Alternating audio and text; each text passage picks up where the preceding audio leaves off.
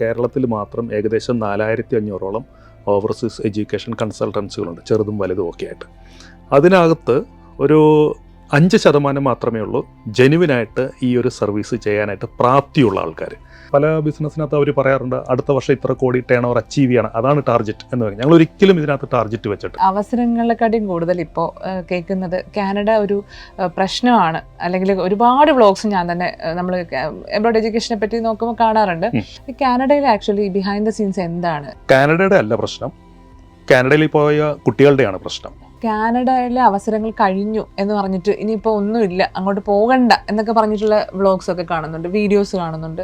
എന്താണ് ആക്ച്വലി കാനഡയിൽ ഇപ്പോഴും അവസരങ്ങളുണ്ട്?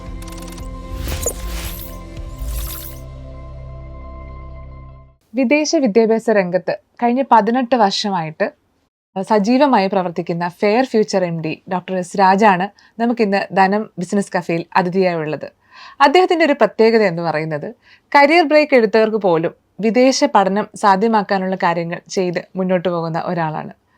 അത് മാത്രമല്ല, അദ്ദേഹത്തിൻ്റെ ഒരു സക്സസ് പാത്ത് നോക്കുകയാണെങ്കിൽ ഒരുപാട് അനുഭവങ്ങളും എല്ലാം നമുക്ക് കേൾക്കാനുണ്ട്. അദ്ദേഹത്തിൻ്റെ വിജയകഥ മാത്രമല്ല ഇന്ന് നമ്മൾ പറയുന്നത്. കാരണം വിദേശ പഠനം എന്ന് കേൾക്കുമ്പോൾ തന്നെ മനസ്സിൽ ഓടിയെത്തുന്ന ഒരു പേര് കാനഡയാണ്. അപ്പോൾ കാനഡ സ്പെഷ്യലൈസ് ചെയ്തിരിക്കുന്ന ഫെയർ ഫ്യൂച്ചർ MD ആണ് നമ്മുടെ ഒപ്പം ഉള്ളത്. അതുകൊണ്ട് തന്നെ അദ്ദേഹത്തിനോട് ചോദിച്ചറിയാം കാനഡയിലെ പ്രശ്നങ്ങളും അതുപോലെ തന്നെ അദ്ദേഹത്തിൻ്റെ ഒരു ജേർണിയും ഒക്കെ.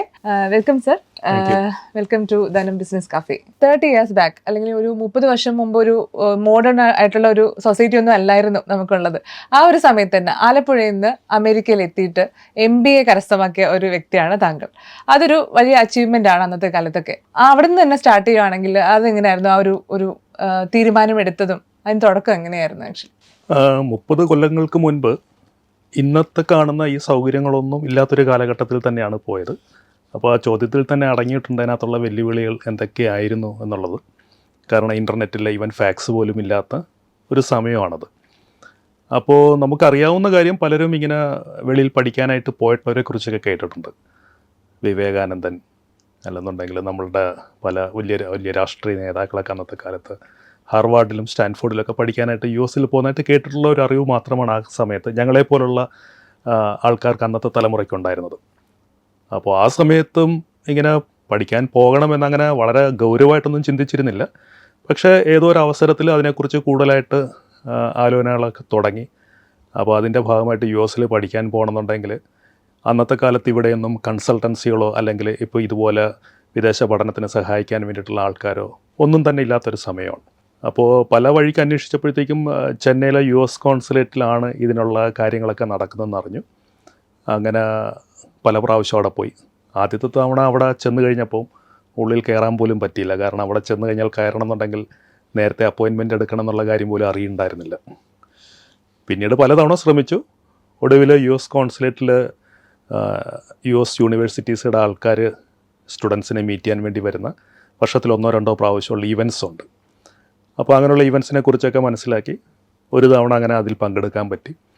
അപ്പോൾ US യൂണിവേഴ്സിറ്റീസിൽ എങ്ങനെയാണ് ഒരു അഡ്മിഷൻ പ്രൊസീജിയേഴ്സ് അങ്ങനെയുള്ള കാര്യങ്ങളൊക്കെ കുറച്ചൊക്കെ മനസ്സിലാക്കാൻ പറ്റി. പിന്നെ GMAT, അതുപോലെ തന്നെ അന്ന് IELTS TOEFL എന്ന് പറഞ്ഞ ഇംഗ്ലീഷ് ടെസ്റ്റാണുള്ളത്. അതിൻ്റെ ഒന്നും എക്സാം സെൻറ്റേഴ്സ് പോലും അന്ന് കേരളത്തിൽ ഇല്ല. അതൊക്കെ എഴുതണമെങ്കിൽ തന്നെ ചെന്നൈയിലോ അല്ലെങ്കിൽ ബോംബെയിലോ ഒക്കെ പോകണം. ഒടുവിൽ നമുക്കൊരു കാര്യം വേണമെന്ന് നിശ്ചയദാർഢ്യം ഉണ്ടെങ്കിൽ എന്നെപ്പോലുള്ള ഏതൊരു സാധാരണക്കാർക്കും അത് അച്ചീവ് ചെയ്യാൻ പറ്റുമെന്നുള്ളതിൻ്റെ ഒരു ഉദാഹരണമായിട്ട് വേണമെങ്കിൽ പറയാം. ഒടുവിൽ US 4 യൂണിവേഴ്സിറ്റികളിൽ ഫുൾ സ്കോളർഷിപ്പോടുകൂടി അഡ്മിഷൻ കിട്ടി. എന്നിട്ട് അതിലൊരു യൂണിവേഴ്സിറ്റിയിൽ പഠിക്കാനായിട്ട് പോയി.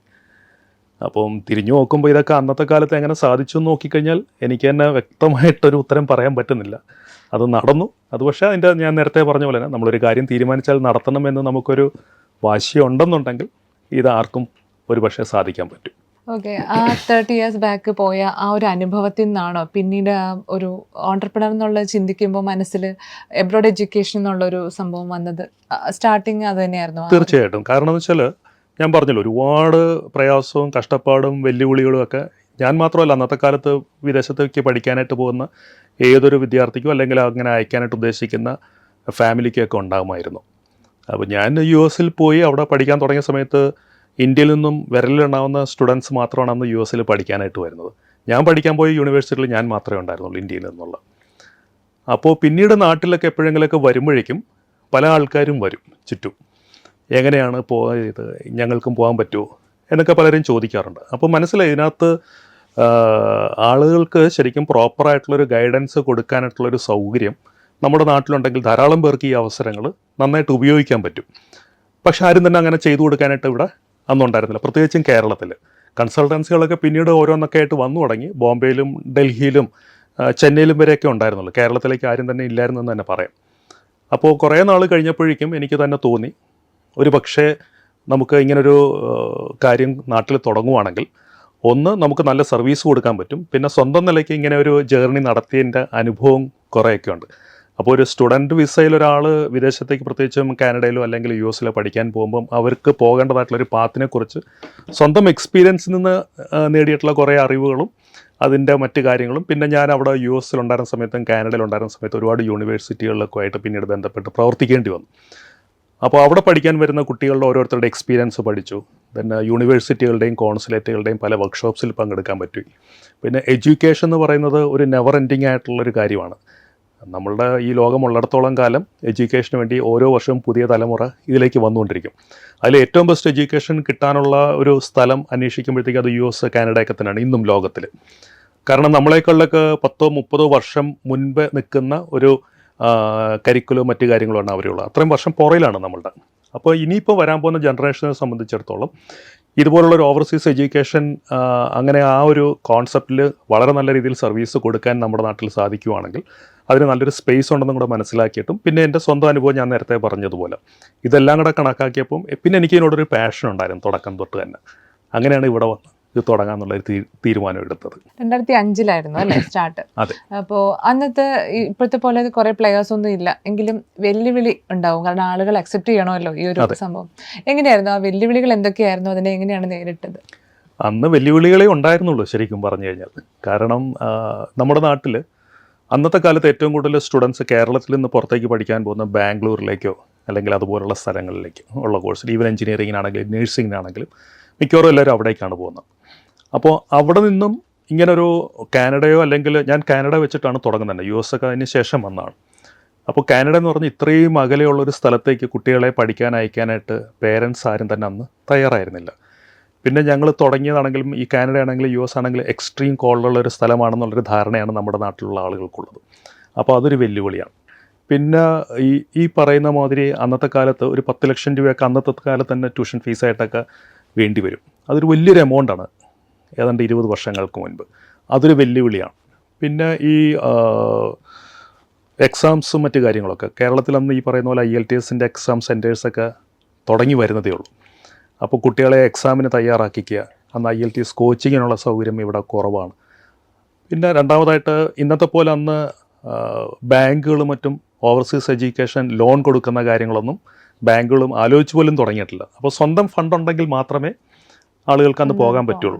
അപ്പോൾ ഒരു ബിസിനസ് സ്ഥാപനം എന്നുള്ള രീതിയിൽ നമ്മൾ നോക്കുമ്പോഴത്തേക്കും ഇതെല്ലാം അന്നത്തെ കാലത്ത് ഒരു വെല്ലുവിളി തന്നെയായിരുന്നു.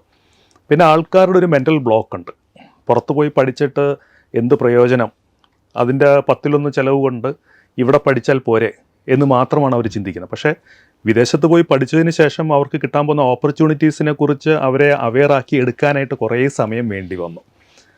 കാലക്രമേണ ആളുകൾക്ക് അതെ. എങ്ങനെയാണ് ഈ ബിസിനസ് ആൻഡ് ലൈഫ് ഉണ്ടല്ലോ, പെട്ടെന്ന് പോകേണ്ടി വരും കാനഡയ്ക്കാണെങ്കിലും എവിടെയാണെങ്കിലും, അങ്ങനെ എങ്ങനെയാണ് വർക്കിന്റെ ഒരു സ്വഭാവം എങ്ങനെയാണ് താങ്കളുടെ? എല്ലാ ദിവസവും കൃത്യമായിട്ട് ഓഫീസിൽ വരും. പിന്നെ ഇപ്പം ഓഫീസിൽ എന്നെ സഹായിക്കാനായിട്ട് മൂത്ത മകൻ ഏതാണ്ട് ഒരു 7-8 വർഷത്തിന് മുൻപ് ഇതിനകത്തോട്ട് പുള്ളി ബിടെക് കഴിഞ്ഞ ശേഷം ഷിപ്പിലായിരുന്നു, വിഘ്നേഷ് ജോയിൻ ചെയ്തു. ശരിക്കും ഇതിനൊരു എക്സ്പൊണൻഷ്യൽ ചേഞ്ച്, ഒരു റാപ്പിഡ് ഗ്രോത്ത് വരാൻ തുടങ്ങിയത് വിഘ്നേഷ് വന്നതിന് ശേഷമാണ്. കാരണം ഒരു യങ് ജനറേഷൻ്റെ ആ ഒരു കുറേ ഐഡിയാസും മറ്റു കാര്യങ്ങളുണ്ട്. ഞാൻ പൊതുവെ ഒരു ബേസിക്കലി മടിയനാണ്. അപ്പോൾ ഞാൻ ഇങ്ങനെ ഒരു എക്സ്പാൻഷനൊന്നും വേണ്ട എന്ന രീതിയിൽ തന്നെയായിരുന്നു പോയിക്കൊണ്ടിരുന്നത്. വിഘ്നേഷ് വന്നു. പിന്നെ എനിക്ക് അതുപോലെ തന്നെ ഒരു ഹെൽപ്പിംഗ് ഹാൻഡാണ് ഞങ്ങളുടെ CEO ലീഡിയ എന്ന് പറഞ്ഞിട്ട്. ഇവർ രണ്ടുപേരും ആണ് ശരിക്കും പറഞ്ഞാൽ ഇപ്പം ഞങ്ങളുടെ ഈ ഫെയർ ഫ്യൂച്ചർ എന്ന സ്ഥാപനത്തിനെ ഇന്ന് കാണുന്ന ആ ഒരു തലത്തിലേക്ക് വളർത്തിക്കൊണ്ടുവരാനായിട്ടുള്ള ഏറ്റവും വലിയ കോൺട്രിബ്യൂഷൻ വിഘ്നേഷും ലീഡിയയുമാണ്.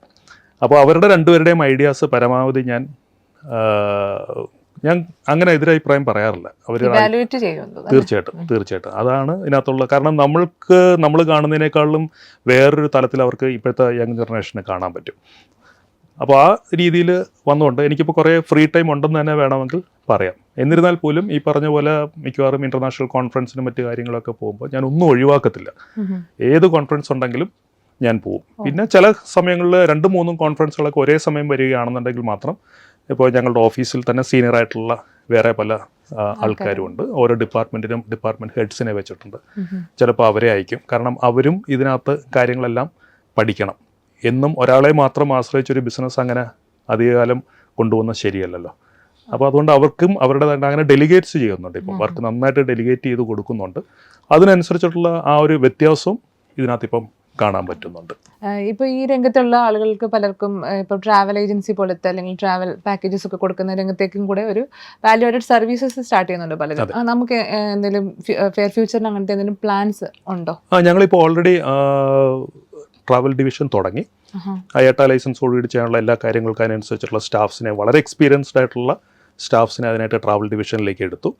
സ്റ്റാർട്ട് ചെയ്തു ഓൾറെഡി സ്റ്റാർട്ട് ചെയ്തു. Fair future tours and travels private limited എന്ന് പറഞ്ഞിട്ട് കമ്പനി തന്നെയായി.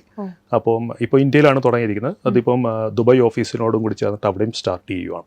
ഇപ്പോൾ കറന്റ് എവിടേക്കാണ് ഓഫീസ് റൺ ചെയ്യുന്നത് ഫെയർ ഫ്യൂച്ചറിന്? ഇപ്പോൾ കേരളത്തിൽ കൊച്ചിയിലാണ് ഹെഡ് ഓഫീസ് വരുന്നത്. കോർപ്പറേറ്റ് ഓഫീസ് കൊച്ചിയിൽ, ദെൻ ട്രിവാൻഡ്രം, തൃശ്ശൂർ, കാലിക്കറ്റ്. ഇനി പുതിയ ഓഫീസ് വരുന്നത് കണ്ണൂർ. നേരത്തെ ഞങ്ങൾക്ക് ബാംഗ്ലൂർ ഓഫീസ് ഉണ്ടായിരുന്നു. കോവിഡിൻ്റെ ടൈമിലായിരുന്നു അത് ക്ലോസ് ചെയ്ത്. അത് വീണ്ടും ഓപ്പൺ ചെയ്യുകയാണ്. ബാംഗ്ലൂർ, ചെന്നൈയാണ് വരുന്നത്. പിന്നെ ഇപ്പോൾ ദുബായിൽ ഓൾറെഡി ഓഫീസുണ്ട്. ദെൻ GCCയിൽ 3 ഓഫീസും കൂടെ സ്റ്റാർട്ട് ചെയ്യാനുള്ള പരിപാടികളാണ്.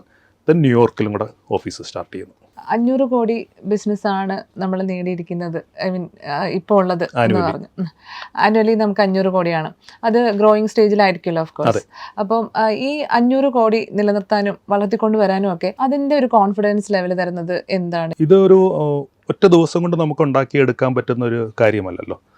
തുടക്കത്തിൽ നമ്മൾ ഒരുപാട് സ്ട്രഗിൾ ചെയ്തിട്ടുണ്ട്. ഒരുപാട് കഷ്ടപ്പാടിൽ കൂടിയൊക്കെ തന്നെയാണ് മുന്നോട്ട് പോയിട്ടുള്ളത്. പക്ഷേ ഞങ്ങൾക്ക് ഉറപ്പുണ്ടായിരുന്നു കാലക്രമേണ നമ്മളുടെ ഈ വെഞ്ചറിന് ഇതിൻ്റെ ക്വാളിറ്റി മനസ്സിലാക്കിയിട്ടുള്ള ആൾക്കാരുടെ സപ്പോർട്ട്സിനകത്തോട്ട് വരും. അതുവഴി നമുക്ക് ലോങ് റണ്ണിലാണ് എപ്പോഴും കാര്യങ്ങൾ കാണേണ്ടതെന്നുള്ള ഒരു തീരുമാനം വെച്ചിട്ട് തന്നെയാണ് പോയത്. അപ്പോൾ ഞങ്ങളിപ്പോഴും ഞങ്ങളുടെ ബിസിനസ്സിന് ഇത്ര കോടികളുണ്ട് അല്ലെന്നുണ്ടെങ്കിൽ അങ്ങനെയുള്ളൊരു ഭാഗത്തേക്ക് നോക്കാറ് തന്നെയില്ല. അത് ഓട്ടോമാറ്റിക്കലി നല്ല സർവീസ് കൊടുക്കുന്നുണ്ട് വന്ന ഒരു കാര്യമായിട്ട് മാത്രമേ അതിനെ കാണുന്നുള്ളൂ. അല്ലെങ്കിൽ ഒരു പെർട്ടിക്കുലർ പല ബിസിനസ്സിനകത്ത് അവർ പറയാറുണ്ട് അടുത്ത വർഷം ഇത്ര കോടി ടേൺ ഓവർ അച്ചീവ് ചെയ്യണം, അതാണ് ടാർഗറ്റ് എന്ന് പറയും. ഞങ്ങൾ ഒരിക്കലും ഇതിനകത്ത് ടാർഗറ്റ് വെച്ചിട്ടില്ല. ഇന്ന് വരെ അങ്ങനെ ഒരു ടാർഗറ്റ് വെച്ചിട്ടില്ല ചെയ്യുന്നത്. പക്ഷേ ഞങ്ങൾക്ക് ഓരോ വർഷവും ചെയ്തുകൊണ്ടിരിക്കുന്ന സ്റ്റുഡൻസിൻ്റെ എണ്ണം കൂടുന്നുണ്ട്. ആ എണ്ണം കൂടുന്നത് ഒരു പക്ഷേ ആ സ്റ്റുഡൻസിൻ്റെ എണ്ണം കൂടുന്നതനുസരിച്ചിട്ടായിരിക്കും ഇപ്പോഴത്തെ ടേൺ ഓവറിൻ്റെ ഭാഗത്തുണ്ടാകുന്ന ഇൻക്രീസും എന്നുള്ള വേണമെങ്കിൽ ആ രീതിയിൽ കണ്ടാം. ഇപ്പോഴത്തേക്ക് വരുവാണെങ്കിലേ ഇപ്പം ഒരുപാട് പ്ലെയേഴ്സായി, താങ്കളൊക്കെ അതിൻ്റെ തുടക്കകാലത്ത് തൊട്ട് കേരളത്തിൽ നിൽക്കുന്ന ഒരാളാണ്. അപ്പം ഇപ്പോഴാണ് എനിക്ക് തോന്നുന്നു നമുക്ക് ഒരു ജംഗ്ഷൻ അല്ലെങ്കിൽ ഒരു സാധാരണ നാട്ടിൻപുറത്ത് പോലും ഒരു ജംഗ്ഷൻ നോക്കിക്കഴിഞ്ഞാൽ ഒരു എബ്രോഡ് എഡ്യൂക്കേഷൻ്റെ ഒരു ബോർഡ് കാണാം. അത്രയധികം പ്ലെയേഴ്സ് ഉണ്ട് അല്ലേ? അപ്പം ഇപ്പോഴത്തെ ഒരു വെല്ലുവിളി എങ്ങനെയാണ്? എന്തൊക്കെയാണ് ഇപ്പോഴത്തെ ഒരു ചലഞ്ചസ്? എന്തൊക്കെയാണ് ഇപ്പോഴത്തെ ചലഞ്ചസ് എന്ന് പറഞ്ഞു കഴിഞ്ഞാൽ ഇപ്പം പഠിക്കാനായിട്ട് പോകുന്ന താല്പര്യമുള്ള കുട്ടികളുടെ എണ്ണം 10 മടങ്ങായിട്ട് കൂടിയിട്ടുണ്ട്. അതുപോലെ തന്നെ കുട്ടികളെ വെളിയിലേക്ക് പഠിക്കാൻ അയക്കാൻ പേരൻസിൻ്റെ ഭാഗത്തു നിന്നുള്ള താല്പര്യവും ഒരുപാട് കൂടി. പക്ഷേ ഏതൊരു ബിസിനസ്സിനകത്തുള്ളതുപോലെ തന്നെ ഇതിനെക്കുറിച്ച് വ്യക്തമായിട്ടുള്ള അറിവോ ധാരണയോ ഒന്നുമില്ലാത്ത, ഇത് വളരെ ലുക്രേറ്റീവായിട്ടുള്ളൊരു ബിസിനസ്സാണ്, അതിനകത്തുകൂടി ഒരുപാട് പണം സമ്പാദിക്കാം എന്ന് മാത്രം ചിന്തിച്ചുകൊണ്ട് ഒരുപാട് ആൾക്കാർ ഇപ്പോൾ ഇതിനകത്തോട്ട് വരുന്നുണ്ട്. അതാണ് ഏറ്റവും വലിയൊരു വെല്ലുവിളി. കാരണം അവർക്കൊരിക്കലും ഒരു ക്വാളിറ്റി സർവീസ് കൊടുക്കണം എന്നുള്ളതല്ല താല്പര്യം പലപ്പോഴും. എല്ലാവരെയും ഞാൻ പറയില്ല, എങ്കിലും ഭൂരിപക്ഷം അങ്ങനെയാണ്. ഇപ്പം ഈ കഴിഞ്ഞ ഒരു റിപ്പോർട്ട് വന്ന പ്രകാരം കേരളത്തിൽ മാത്രം ഏകദേശം 4500ഓളം ഓവർസീസ് എഡ്യൂക്കേഷൻ കൺസൾട്ടൻസികളുണ്ട്, ചെറുതും വലുതും ഒക്കെ ആയിട്ട്. അതിനകത്ത് ഒരു 5% മാത്രമേ ഉള്ളൂ ജെനുവിനായിട്ട് ഈ ഒരു സർവീസ് ചെയ്യാനായിട്ട് പ്രാപ്തിയുള്ള ആൾക്കാർ. ഞാൻ പ്രാപ്തിയുള്ള ആൾക്കാരെന്ന് എടുത്തു പറയാൻ കാരണം, നമ്മളിപ്പോൾ ഒരു പെർട്ടിക്കുലർ ഒരു സ്റ്റുഡൻറ്റിന് വേണ്ടിയിട്ട് ഒരു കോഴ്സ് ഐഡൻറ്റിഫൈ ചെയ്യുന്ന സമയം തൊട്ട് ഇതിനകത്ത് ഈ കൺസൾട്ടൻറ്റിൻ്റെ ഒരു ക്വാളിറ്റിയുടെ ഒരു പാരാമീറ്റർ ഉണ്ട്.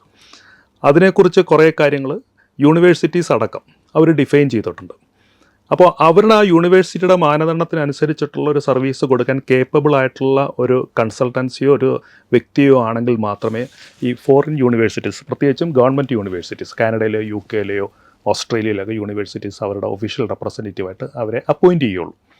അപ്പോൾ ഞാൻ പറഞ്ഞില്ല, ഈ 5% കഴിഞ്ഞ് ബാക്കിയുള്ള ആൾക്കാർ എന്ന് പറഞ്ഞാൽ ഈ 95% ഇപ്പോൾ കേരളത്തിലെ ഈ ഓവർസീസ് എഡ്യൂക്കേഷൻ കൺസൾട്ടൻസി ആയിട്ട് വന്നിരിക്കുന്ന ആൾക്കാരും തന്നെ ഈ യൂണിവേഴ്സിറ്റീസിൻ്റെ ഡയറക്റ്റ് റെപ്രസെൻറ്റേറ്റീവ് അല്ല. പിന്നെ അവർ ഡയറക്റ്റ് റെപ്രസെൻറ്റേറ്റീവ് ആണ് എന്ന് കാണിക്കാൻ വേണ്ടി ഉപയോഗിക്കുന്ന ചില മെത്തേഡ്സ് ഉണ്ട് ഇതിനകത്ത്. അത് പലതും ഗിമിക്സാണ്. ഗിമിക്സ് ഇൻ ദ സെൻസ് പറഞ്ഞാൽ ഒന്നുകിൽ നമ്മളാരും കേട്ടിട്ട് പോലും ഇല്ലാത്ത രാജ്യങ്ങൾ, ആ രാജ്യങ്ങളിലുള്ള പ്രൈവറ്റ് കോളേജസ്, അല്ലെങ്കിൽ കാനഡയിൽ തന്നെയാണെങ്കിലും പ്രൈവറ്റ് കോളേജസ് ധാരാളമുണ്ട്. US-ലുണ്ട്, UK-യിലുണ്ട്. അവരെ പൊതുവെ പറയുന്ന കരിയർ കോളേജസ് എന്നാണ്.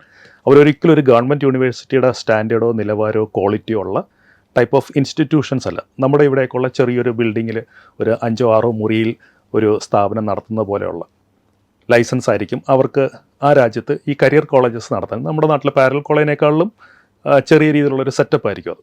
അപ്പോൾ അങ്ങനെയുള്ള ഏതെങ്കിലും ഒരു കോളേജിൻ്റെ റെപ്രസെൻറ്റേഷൻ ഇതുപോലുള്ള കൺസൾട്ടൻസികൾക്ക് കിട്ടും. അപ്പോൾ അവർ പറഞ്ഞാൽ ഞങ്ങൾ ഒഫീഷ്യൽ റെപ്രസെൻറ്റേറ്റീവാണ്. ഓഫ് ഹൂം എന്നുള്ളൊരു ആൻസർ അന്വേഷിക്കാൻ ആരും തയ്യാറാവില്ല. അതേസമയം ഗവൺമെൻറ് യൂണിവേഴ്സിറ്റീസോ ഗവൺമെൻറ് കോളേജസോ പബ്ലിക് ഇൻസ്റ്റിറ്റ്യൂഷൻസിൻ്റെയോ റെപ്രസെൻറ്റേറ്റീവ് ആണെന്നുണ്ടെങ്കിൽ അവർ പറഞ്ഞിരിക്കുന്ന ആ ഒരു റെപ്രസെൻറ്റേറ്റീവ് ആകാനുള്ള മാനദണ്ഡം ഒരിക്കലും ഇവർ എത്തിച്ചേരുന്നില്ല. അപ്പോൾ ഇതുപോലുള്ള പ്രൈവറ്റ് കോളേജസിലേക്കായിരിക്കും ഭൂരിഭാഗം ആൾക്കാരും ഈ സ്റ്റുഡൻസിനെ റിക്രൂട്ട് ചെയ്യുന്നത്. പിന്നെ ഈ പോകുന്ന സ്റ്റുഡൻസിനാണെന്നുണ്ടെങ്കിൽ തന്നെയും അവർക്ക് പല ആൾക്കാർക്കും, ഇപ്പോൾ ഞങ്ങൾ കാണാറുണ്ട് പല സ്റ്റുഡൻസുമായിട്ട് ഡിസ്കഷനോ അല്ലെന്നുണ്ടെങ്കിൽ കൗൺസിലിങ്ങിനോ വരുന്ന സമയത്ത് അവർക്ക് എങ്ങനെയെങ്കിലും ഒരു ഫോറിൻ കൺട്രിയിൽ എത്തിച്ചേരുക എന്നുള്ളത് മാത്രമാണ് അവരുടെ ഉദ്ദേശം. ഒരു പ്രോപ്പറായിട്ടുള്ളൊരു എഡ്യൂക്കേഷൻ അവർ പലപ്പോഴും ആഗ്രഹിക്കുന്നില്ലെന്ന് തന്നെ വേണേൽ പറയാം. യൂറോപ്യൻ കൺട്രീസിലോ അല്ലെങ്കിൽ കാനഡ, US പോലുള്ള രാജ്യങ്ങളിൽ പോയാൽ അവിടെ ചെന്ന ശേഷം എങ്ങനെയെങ്കിലും അവിടെ പിടിച്ചു നിൽക്കാം, കാലക്രമേണ അവിടുത്തെ ഒരു സിറ്റിസൺ ആവാം, അതുകൊണ്ട് ഞാൻ എങ്ങനെയെങ്കിലും അവിടെ എത്തിയാൽ മാത്രം മതി, അതിന് പോകാനുള്ളൊരു എളുപ്പ വഴി ഒരു സ്റ്റുഡൻറ്റ് വിസയാണ് എന്ന് കണ്ടിട്ട് വരുന്നവരാണ് ഇപ്പം കുട്ടികളിൽ പലരും, അല്ലെങ്കിൽ അവരെ അയക്കാൻ ഉദ്ദേശിക്കുന്ന പേരൻസ് അടക്കം. അപ്പോൾ അങ്ങനെയുള്ള ആൾക്കാരെ, അവരുടെ ആ ഒരു താല്പര്യത്തെ ചൂഷണം ചെയ്യുന്ന ഒരുപാട് ആൾക്കാർ ഇപ്പോൾ ഈ ഇൻഡസ്ട്രിയിലുണ്ട്. അതൊരു വലിയ വെല്ലുവിളിയാണ്. കാരണം ഇങ്ങനെ പോകുന്ന കുട്ടികൾക്ക് പലപ്പോഴും അവിടെ ചെന്ന് കഴിഞ്ഞാൽ പിന്നീട് അവർക്ക് ഉദ്ദേശിക്കുന്ന മാതിരിയുള്ളൊരു ക്വാളിറ്റി എഡ്യൂക്കേഷൻ കിട്ടാതെ വരിക, അങ്ങനെ വരുന്ന ആൾക്കാർക്കുണ്ടാകുന്ന ബുദ്ധിമുട്ടുകൾ, ഇത് നാട്ടിൽ നിൽക്കുന്ന ആൾക്കാർ ഇത് അറിയുമ്പോഴത്തേക്കും പോകാൻ താല്പര്യപ്പെട്ട് നിൽക്കുന്നവർ പോലും പലപ്പോഴും മെൻ്റലി അവർക്ക് പ്രയാസം ഉണ്ടാകുന്നത് ഈ ഒരു ഐഡിയ തന്നെ ചിലപ്പോൾ ആൾക്കാർ വേണ്ടെന്ന് വെച്ചേക്കാനുള്ളൊരു സാധ്യതയുണ്ട്.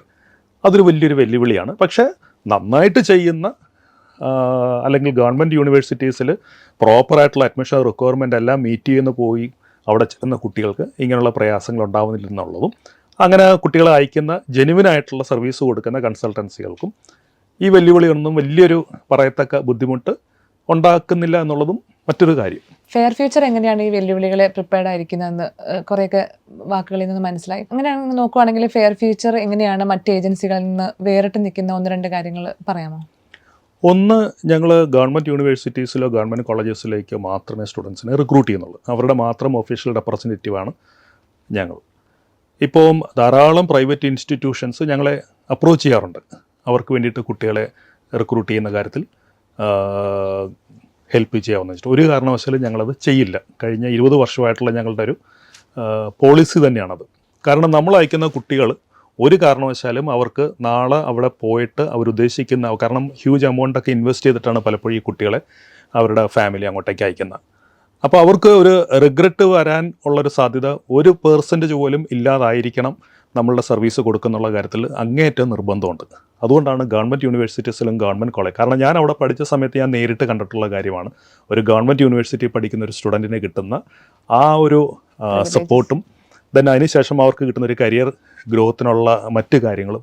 അതൊരിക്കലും ഒരു പ്രൈവറ്റ് ക്യാമ്പസിൽ പഠിക്കാൻ പോകുന്ന ഒരു സ്റ്റുഡൻറ്റിന്, എല്ലാ പ്രൈവറ്റ് ക്യാമ്പസും മോശമാണെന്ന് ഞാൻ പറയില്ല, എങ്കിലും നമ്മളുടെ നാട്ടിൽ നിന്ന് പോകുന്ന സ്റ്റുഡൻസിൽ പ്രൈവറ്റ് ക്യാമ്പസിൽ പോകുന്ന ആൾക്കാരും ഒരു ഗവൺമെൻറ് യൂണിവേഴ്സിറ്റി പോകുന്ന സ്റ്റുഡൻസും തമ്മിൽ എൻറ്റയർലി ഡിഫറൻ്റ് ആയിട്ടുള്ള ഒരു സിസ്റ്റത്തിലേക്കാണ് അവർ പോകുന്നത്. അപ്പോൾ തുടക്കം തൊട്ട് തന്നെ ഞങ്ങളുടെ തീരുമാനമായിരുന്നു ഒരു കാരണവശാലും ക്വാളിറ്റിയുടെ കാര്യത്തിൽ വിട്ടുവീഴ്ച ചെയ്യാൻ പാടില്ല. അതുകൊണ്ട് തന്നെ ഗവൺമെൻറ് യൂണിവേഴ്സിറ്റീസിലോ ഗവൺമെൻറ് കോളേജസിലേക്ക് മാത്രമേ അയക്കാൻ പറ്റുള്ളൂ. പിന്നെ അവിടെ അഡ്മിഷൻ കിട്ടുന്നതിന് കുറേയധികം കണ്ടീഷൻസും റെഗുലേഷൻസും ഉണ്ട്. അത് മീറ്റ് ചെയ്യുന്ന സ്റ്റുഡൻസിന്, എന്ന് പറഞ്ഞാൽ ഒരു 1000 സ്റ്റുഡൻസ് ചിലപ്പോൾ നമ്മൾ അപ്രോച്ച് ചെയ്യുന്നതിനകത്ത് ചിലപ്പോൾ ഒരു 100 സ്റ്റുഡൻസ് മാത്രമേ ഈ പറയുന്ന ഒരു അഡ്മിഷൻ റിക്വയർമെൻറ്റ് മീറ്റ് ചെയ്തിട്ട് അവിടെ അഡ്മിഷൻ കിട്ടാൻ സാധ്യതയുള്ള ഗ്രൂപ്പിൽ വരുന്നുള്ളൂ. അവരെ മതി. നമുക്ക് ഒരുപാട് ആൾക്കാർക്ക് മോശം സർവീസ് കൊടുക്കുന്നതിനേക്കാളും നല്ലത് നല്ല രീതിയിൽ കുറച്ച് പേർക്ക് നന്നായിട്ട് കൊടുത്താൽ മതി. അതൊന്ന്. പിന്നെ മറ്റൊരു കാര്യം, ഈ വരുന്ന സകല സ്റ്റുഡൻസിനോട് ഞങ്ങൾ എല്ലാ കാര്യങ്ങളും തുടക്കത്തിൽ തന്നെ പറയും. കാരണം ഒരു ഫോറിൻ എഡ്യൂക്കേഷന് പോയി എന്നുള്ളത് കൊണ്ട് മാത്രം അവർ ജീവിതത്തിൽ സക്സസ്ഫുൾ ആകാൻ വേണ്ടിയിട്ടാണ് ഇങ്ങനെയുള്ളൊരു അപ്രോച്ച് വരുന്നത് തന്നെ. അങ്ങനെ ഒരു സ്റ്റെപ്പ് എടുക്കാനായിട്ട് അവർ വരുമ്പം അവർക്ക് അക്കാഡമിക് സൈഡ് മാത്രം പോരാ, മെൻ്റലിയും അവർ പ്രിപ്പയർഡ് ആയിരിക്കണം. കാരണം ഒരു പുതിയ കൾച്ചറിലേക്കാണ് അവർ പോകുന്നത്. ഇതിനു മുമ്പ് അവർ പരിചയിച്ചിട്ടില്ലാത്തൊരു സാഹചര്യത്തിലേക്കാണ് അവർ ചെല്ലുന്നത്. നേരത്തെ പഠിച്ചിരുന്ന സമയത്ത് കൂടെയുള്ള മുഴുവനും നമ്മുടെ ചുറ്റുവട്ടത്തുള്ള കുട്ടികളായിരുന്നുവെങ്കിൽ ഇനിയിപ്പോൾ അവർ പോകുമ്പം ആ ക്ലാസ് റൂമിൽ അവർ കാണാൻ പോകുന്നത് ലോകത്തിൻ്റെ പല ഭാഗങ്ങളിൽ നിന്ന് വന്നിരിക്കുന്ന പല നാഷണാലിറ്റീസ് ഉള്ള ആൾക്കാരുമായിട്ടുള്ള ഒരു പുതിയ അറ്റ്മോസ്ഫിയറാണ്. ഇതെല്ലാം തന്നെ അവർക്ക് പലതരത്തിലുള്ള സ്റ്റിഗ്മ വേണമെങ്കിൽ ഉണ്ടാക്കാം. അപ്പോൾ അതിനെക്കുറിച്ച് അവർ മെൻ്റലി പ്രിപ്പയർഡ് ആയിരിക്കണം. അപ്പോൾ ഈ കാര്യങ്ങൾ ഞങ്ങൾ പറയുന്നുണ്ട് ഓപ്പണായിട്ട് തന്നെ. ചിലപ്പോൾ അത് കേൾക്കുമ്പോഴത്തേക്കും ഏതെങ്കിലും ചിലപ്പോൾ 1-2 സ്റ്റുഡൻസ് ഇത് വേണ്ടെന്ന് വെച്ചാൽ വിട്ടുപോയിട്ടുള്ളവരുണ്ടാവും, ഞങ്ങൾക്ക് അറിയില്ല. പക്ഷെ ഞങ്ങളത് പറയാതിരിക്കത്തില്ല, അത് ഞങ്ങൾ പറയും. കാരണം ഞങ്ങൾ അതൊരു പോളിസിയാണ്. അത് ഞങ്ങളുടെ കൗൺസിലേഴ്സിനാണെങ്കിലും ഞങ്ങൾ ആ തരത്തിലുള്ള ട്രെയിനിങ് കൊടുത്തിട്ടുണ്ട്. നാളെ ഒരു സമയത്ത് സ്റ്റുഡൻറ്റോ അല്ലെന്നുണ്ടെങ്കിൽ സ്റ്റുഡൻറ്റിൻ്റെ പേരൻസോ ഞങ്ങളെ ക്വസ്റ്റ്യൻ ചെയ്യാൻ പാടില്ല, നിങ്ങൾ ഇങ്ങനെയുള്ള കാര്യങ്ങൾ ഞങ്ങളെ എന്തുകൊണ്ട് മുൻകൂട്ടി അറിയിച്ചില്ല എന്നുള്ള കാര്യം. അപ്പോൾ ആ തരത്തിൽ അവർ മെൻ്റലി പ്രിപ്പയർഡ് ആയിട്ട് മാത്രമേ അവിടേക്ക് പോകാവൂ എന്ന കാര്യം വളരെ നിർബന്ധമുണ്ട്. അതുകൊണ്ട് തന്നെ ഞങ്ങൾക്ക് കംപ്ലയിൻസ് ഇല്ല പോയ സ്റ്റുഡൻസിൻ്റെ ആരുടെ ഭാഗത്തു നിന്നും കഴിഞ്ഞ ഇത്രയും വർഷങ്ങളായിട്ട്. പിന്നെ മറ്റൊന്ന്, നമ്മളുടെ കംപ്ലീറ്റ് സർവീസും ഫ്രീ ഓഫ് കോസ്റ്റിലാണ്. 1 രൂപ പോലും സർവീസ് ചാർജ് ആയിട്ടോ ഡെപ്പോസിറ്റ് ആയിട്ടോ രജിസ്ട്രേഷൻ ഫീസായിട്ടോ ഞങ്ങൾ സ്റ്റുഡൻസിന് ഇന്ന് വാങ്ങില്ല. കാരണം ഞങ്ങളെ സംബന്ധിച്ചിടത്തോളം ഞങ്ങൾ യൂണിവേഴ്സിറ്റി റെപ്രസെൻറ്റേറ്റീവ് ആണ്. ഞങ്ങളുടെ പ്രവർത്തനത്തിന് ആവശ്യമായിട്ടുള്ള എല്ലാ തരത്തിലുള്ള സപ്പോർട്ട്സ് ഞങ്ങൾക്ക് യൂണിവേഴ്സിറ്റിയിൽ നിന്ന് കിട്ടുന്നുണ്ട്. ഞങ്ങളുടെ ബിസിനസ് ഞങ്ങൾക്ക് ഈസി ആയിട്ട് സർവൈവ് ചെയ്യാൻ റൺ ചെയ്ത് കൊണ്ടുപോകാൻ പറ്റും. അപ്പം വേണമെങ്കിൽ നേരത്തെ ചോദിച്ച ക്വസ്റ്റ്യന് ഉത്തരമായിട്ട് ഇത്രയും കാര്യങ്ങൾ പെട്ടെന്ന് പറയാം. കുട്ടികളെ ഇവരെ കൺവിൻസ് ചെയ്യിപ്പിക്കുന്നത് എങ്ങനെയാണ്? ഇവർ വരുന്നവർ ഓഫ് കോഴ്സ് പുറത്തുനിന്നൊക്കെ കുറെ വാർത്തകൾ കേട്ടിട്ടാണല്ലോ വരുന്നത് അഡ്മിഷൻ എടുക്കാൻ. അപ്പൊ ചോദിക്കില്ല ഞങ്ങൾക്ക് അവിടുത്തെ ഏജൻസിയിൽ ഇങ്ങനെയാണ് അവർ കമ്പാരിസൺ നടത്തിയിട്ടായിരിക്കുമല്ലോ വരുന്നത്. അപ്പൊ അവരെ എങ്ങനെ കൺവിൻസ് ചെയ്യാൻ പറ്റുന്നത്? നമുക്ക് അവരെ ഞങ്ങൾ കൺവിൻസ് ചെയ്യുകയല്ല ചെയ്യുന്നത്, ഞങ്ങളുടെ കാര്യങ്ങൾ ഞങ്ങൾ അവരോട് പറയും. ഫോർ എക്സാമ്പിൾ ഇപ്പോൾ പറഞ്ഞതുപോലെ പല സ്റ്റുഡൻസും വന്നിട്ട് ഞങ്ങളോട് പറയാറുണ്ട് കൗൺസിലിംഗ് കഴിയുമ്പോഴത്തേക്കും. അപ്പോൾ ചിലപ്പോൾ അവർക്ക് അഡ്മിഷൻ റിക്വയർമെൻ്റ് എല്ലാം കൃത്യമായിട്ട് മീറ്റ് ചെയ്യുന്ന സ്റ്റുഡൻസ് തന്നെയായിരിക്കും അവർ. പക്ഷേ അതിനുശേഷം അവർ പറഞ്ഞത് ഞങ്ങളിപ്പോൾ ഇവിടെ വരുന്നതിന് മുമ്പ് ഞങ്ങൾ മറ്റു ചില ഏജൻസികളിൽ പോയി, അവർ ഞങ്ങൾക്ക് കുറച്ച് ഓഫേഴ്സ് തന്നു. ഞങ്ങൾക്ക് ഫ്രീ എയർ ടിക്കറ്റ്, അല്ലെന്നുണ്ടെങ്കിൽ ഫ്രീ ലാപ്ടോപ്പ്, അല്ലെങ്കിൽ സ്കോളർഷിപ്പ് എത്ര മേടിച്ച് തരാമെന്ന് പറഞ്ഞു. ഞങ്ങളിപ്പം കാനഡയിൽ എത്തിക്കഴിഞ്ഞാൽ ഞങ്ങൾക്ക് അവിടെ ചെല്ലുന്ന ഫസ്റ്റ് ഡേ മുതൽ പാർട്ട് ടൈം വർക്കിനുള്ള അറേഞ്ച്മെൻറ്റ്സ് ഞങ്ങൾക്ക് അവർ ശരിയാക്കി തരാമെന്ന് പറഞ്ഞു. കോഴ്സ് കഴിഞ്ഞാൽ ഞങ്ങൾക്കൊരു ഫുൾ ടൈം എംപ്ലോയ്മെൻറ്റ് ആ കമ്പനി ഞങ്ങൾക്ക് US-ലോ UK-ലോ കാനഡയിലോ ഉറപ്പാക്കി തന്നിട്ടുണ്ട്. നിങ്ങൾക്ക് അങ്ങനെ എന്തെങ്കിലും ചെയ്തു തരാൻ പറ്റുകയാണെങ്കിൽ ഞങ്ങൾ ഇവിടുന്ന് അഡ്മിഷൻ പ്രോസസ്സിങ് തുടങ്ങാം, നിങ്ങൾ വഴി പോകാമെന്ന് പറയും. അപ്പോൾ നമ്മൾ അവരോട് പറയും ഇതൊന്നും ഞങ്ങളെ കൊണ്ട് ചെയ്യാൻ പറ്റുന്ന കാര്യങ്ങളല്ല, ഞങ്ങൾക്ക് ചെയ്തു തരാൻ പറ്റുന്ന കാര്യങ്ങൾ നിങ്ങളുടെ അഡ്മിഷൻ റിക്വയർമെൻറ്റും മറ്റു കാര്യങ്ങളും പ്രോപ്പറായിട്ട് ഞങ്ങളുടെ യൂണിവേഴ്സിറ്റികളോ അല്ലെങ്കിൽ ഞങ്ങൾ പഠിക്കാൻ ഉദ്ദേശിക്കുന്ന യൂണിവേഴ്സിറ്റിയെ ഞങ്ങൾ റെപ്രസെൻറ്റ് ചെയ്യുന്നുണ്ടെങ്കിൽ അവിടേക്ക് അയക്കാനുള്ള ഗൈഡൻസ് എല്ലാം തരാം ഫ്രീ ഓഫ് കോസ്റ്റ്. അഡ്മിഷൻ ഡിസിഷൻ്റെ കാര്യം പോലും യൂണിവേഴ്സിറ്റിയുടെ അസോസിയേറ്റ് ഡീൻ്റെ ഓഫീസിൽ നിന്നാണ് വരുന്നത്. അഡ്മിഷൻ കിട്ടിയാൽ പിന്നെ അടുത്ത സ്റ്റേജ് എന്ന് പറയുന്നത് ആ രാജ്യത്തേക്കുള്ള ഇന്ത്യയിൽ അവരുടെ എംബസി എവിടെയാണോ ആ എംബസിയിൽ വിസ ആപ്ലിക്കേഷൻ ഫയൽ ചെയ്യുന്ന സമയത്തും കുറേയധികം ഡോക്യുമെൻറ്റേഷൻ വളരെ മെറ്റിക്കുലസ് ആയിട്ട് ചെയ്യേണ്ടതുണ്ട്. അതിൻ്റെ എല്ലാ കാര്യങ്ങളും ഞങ്ങൾ ഇവിടുന്ന് ഞങ്ങൾക്ക് ചെയ്തു തരാം. അഡ്മിഷൻ കിട്ടിയ ശേഷം ഞങ്ങൾക്ക് ട്രാവൽ ചെയ്യുന്നതിന് മുൻപ് യൂണിവേഴ്സിറ്റി അറിയിച്ചിട്ട് ഞങ്ങൾ അവിടുത്തെ അക്കോമഡേഷനും സേഫ് ആയിട്ടുള്ള രീതിയിൽ കാര്യങ്ങളൊക്കെ ഞങ്ങൾ ചെയ്തു തരാം. അല്ലാതെ നിങ്ങൾക്ക് വേണ്ടി അവിടെ പാർട്ട് ടൈം വർക്ക് ശരിയാക്കി തരാനോ അല്ലെന്നുണ്ടെങ്കിൽ നിങ്ങൾക്ക് ജോലി ശരിയാക്കി തരാനോ ഞങ്ങൾ വഴി പോയാൽ ഞങ്ങൾക്ക് ഫ്രീ എയർ ടിക്കറ്റോ അല്ലെങ്കിൽ മറ്റതുപോലുള്ള സൗകര്യങ്ങളോ ആനുകൂല്യങ്ങളോ ഒന്നും ഞങ്ങൾക്ക് ഇവിടുന്ന് ചെയ്യാനുള്ള പ്രൊവിഷനില്ല. കാരണം ഞങ്ങളെ കൊണ്ട് ചെയ്യാൻ പറ്റാത്ത കാര്യം. ഇനി അതല്ല നിങ്ങൾക്ക് അങ്ങനെ ഏതെങ്കിലും ഓഫേഴ്സ് മറ്റേതെങ്കിലും സ്ഥലത്തുനിന്നുണ്ടെങ്കിൽ ഞങ്ങൾ അവിടെ പോയിക്കോളുക, ഇവിടെ അതിനുള്ള പ്രൊവിഷനില്ല എന്ന് പറഞ്ഞിട്ട് നമ്മൾ അവരെ ഒഴിവാക്കുകയാണ് ചെയ്യുന്നത്. കാരണം ഇങ്ങനെ വരുന്ന സ്റ്റുഡൻസ് ഒരിക്കലും ചിലപ്പോൾ ഒരു ജെനുവിൻ സ്റ്റുഡൻ്റ് ആയിക്കൊള്ളണമെന്നില്ല. അവരുടെ ഉദ്ദേശം ചിലപ്പോൾ മറ്റെന്തെങ്കിലും ആയിരിക്കും. നേരെ മറിച്ച് നമ്മൾ പറയുന്ന നമ്മളുടെ കണ്ടീഷൻസ് നമുക്ക് കൊടുക്കാവുന്ന സർവീസിൻ്റെ ഒരു ഏരിയ ഉണ്ട്, അത് മനസ്സിലാക്കിയിട്ട് ഇങ്ങനെ മതി എന്ന് പറയുന്ന സ്റ്റുഡൻസിനോ അല്ലെങ്കിൽ അങ്ങനെ കുട്ടികളെ അയക്കാൻ ഉദ്ദേശിക്കുന്ന പേരൻസുമായിട്ടാണെങ്കിൽ നമുക്ക് നല്ലൊരു കംഫർട്ട് സോണിൽ പോകാൻ പറ്റും. നാളെ ഒരു സമയത്ത് നമുക്ക് ചെയ്യാൻ പറ്റാത്ത കാര്യങ്ങൾ ഓഫർ കൊടുത്തിട്ട് അവരെ അങ്ങോട്ടേക്ക് അയച്ചിട്ട് നാളെ അത് അവർ ഡിമാൻഡ് ചെയ്യുമ്പോൾ നമ്മളത് കൊടുക്കുന്നില്ല എന്നുള്ളത് കണ്ടു കഴിഞ്ഞാൽ ഈ പറയുന്ന കാര്യങ്ങളെല്ലാം പിന്നെ അവിടെ നേരെ തിരിയും. അപ്പോൾ ഇത്രയും വർഷങ്ങളായിട്ട് അങ്ങനെ ഉണ്ടാവാത്തതിൻ്റെ കാരണം വെച്ചാൽ നമ്മൾ ഈ അവിടെയാണ്. പിന്നെ ഞങ്ങളെ സംബന്ധിച്ചിടത്തോളം ഞാൻ നേരത്തെ പറഞ്ഞു ഞങ്ങൾക്ക് എങ്ങനെയെങ്കിലും കുറേ സ്റ്റുഡൻസിനെ അയക്കുക എന്നുള്ളതല്ല വേണ്ടത്. ഞങ്ങൾ റെപ്രസെൻ്റ് ചെയ്യുന്ന യൂണിവേഴ്സിറ്റിയായിട്ടുള്ള റിലേഷൻഷിപ്പ് ഞങ്ങൾക്ക് വളരെ ഇമ്പോർട്ടൻ്റ് ആണ്. നാളെ യൂണിവേഴ്സിറ്റി ഞങ്ങളെ ക്വസ്റ്റ്യൻ ചെയ്യാൻ പാടില്ല. അൺവാണ്ടഡ് ആയിട്ടുള്ള സ്റ്റുഡൻസിനെ എന്തിനാണ് ഞങ്ങളുടെ യൂണിവേഴ്സിറ്റിയിലേക്ക് ഞങ്ങൾ റിക്രൂട്ട് ചെയ്തത് എന്നൊരു ക്വസ്റ്റ്യൻ അവർക്കും ഞങ്ങളോട് ചോദിക്കാനുള്ളൊരു ഇട വരുത്താത്ത രീതിയിൽ വേണം ഇതിനെ കൊണ്ട്. അപ്പം രണ്ടിൻ്റെ നടുക്ക് നല്ല രീതിയിൽ അത് ബാലൻസ് ചെയ്ത് കൊണ്ടുപോകണം. സ്റ്റുഡൻസിനും നല്ല സർവീസ് കൊടുക്കണം, ഓഫ് കോഴ്സ് അതേസമയം തന്നെ ഞങ്ങൾ റെപ്രസെൻ്റ് ചെയ്യുന്ന യൂണിവേഴ്സിറ്റീസ് ഉണ്ട്, ആ യൂണിവേഴ്സിറ്റിയുടെ മുൻപിൽ ഞങ്ങൾ അവരുടെ ഒരു നല്ലൊരു റെപ്രസെൻറ്റേറ്റീവ് ആണെന്നുള്ള രീതിയിലുള്ള കാര്യങ്ങൾ അഡ്മിനിസ്റ്റർ ചെയ്യുക എന്നുള്ളത് വളരെ ഇമ്പോർട്ടൻ്റ് ആണ്. ഫെയർ ഫ്യൂച്ചറിന്റെ കാര്യം എടുക്കുകയാണെങ്കിൽ ഫെയർ ഫ്യൂച്ചർ കോൺസെൻട്രേറ്റ് ചെയ്യുന്ന കുറച്ച് കൺട്രീസ് മാത്രമാണല്ലോ. അതിൽ മെയിൻ ആയിട്ട് കാനഡയാണെന്ന് പറഞ്ഞു. കാനഡയിൽ ആക്ച്വലി അവസരങ്ങളെക്കാട്ടിയും കൂടുതൽ ഇപ്പോൾ കേൾക്കുന്നത് കാനഡ ഒരു പ്രശ്നമാണ്, അല്ലെങ്കിൽ ഒരുപാട് വ്ളോഗ്സ് ഞാൻ തന്നെ നമ്മൾ എബ്രോഡ് എഡ്യൂക്കേഷനെ പറ്റി നോക്കുമ്പോൾ കാണാറുണ്ട്. പോയ സ്റ്റുഡൻസിന്റെ അനുഭവങ്ങൾ, തിരിച്ചു വന്നവരുടെ കഥകൾ, അവരവിടെ അനുഭവിച്ച അങ്ങനെ പേഴ്സണൽ ആയിട്ടുള്ളതാണ് എങ്കിൽ പോലും അത് കേൾക്കുന്ന ആളുകൾക്ക് വളരെ ടെൻഷൻ ഉണ്ടാക്കുന്ന ഒരു സംഭവമാണ്. ഈ കാനഡയിൽ ആക്ച്വലി ബിഹൈൻഡ് ദ സീൻസ് എന്താണ്? കാനഡയുടെ അല്ല പ്രശ്നം, കാനഡയിൽ പോയ കുട്ടികളുടെയാണ് പ്രശ്നം. കുട്ടികളുടെ പ്രശ്നം എന്താണെന്ന് വെച്ചാൽ നമ്മളത് കുറച്ചും കൂടെ ഡീപ്പ് ലെവലിൽ അതൊന്ന് അനാലിസിസ് നടത്തണം. ഞാൻ നേരത്തെ പറഞ്ഞല്ലോ, അവിടെയും ധാരാളം പ്രൈവറ്റ് ഇൻസ്റ്റിറ്റ്യൂഷൻസ് ഉണ്ട്.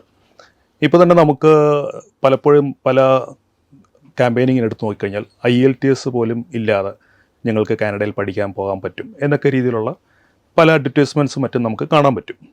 അപ്പോൾ IELTS ഇല്ലാതെ ഒരു സ്റ്റുഡൻറ്റ് കാനഡയിൽ പോകാൻ വില്ലിംഗ് ആയിട്ട്, അല്ലെങ്കിൽ അങ്ങനെ ഒരു സ്റ്റുഡൻറ്റിനെ അയക്കാൻ ഉള്ളൊരു അറേഞ്ച്മെൻറ്റ് ചെയ്യുന്ന ആ സ്ഥാപനവും ഈ സ്റ്റുഡൻസും ഏത് ലെവലിലാണ് നിൽക്കുന്നത് എന്നുള്ളത് നമ്മളൊന്ന് ശരിക്കൊന്ന് ആദ്യമേ തന്നെ നോക്കണം.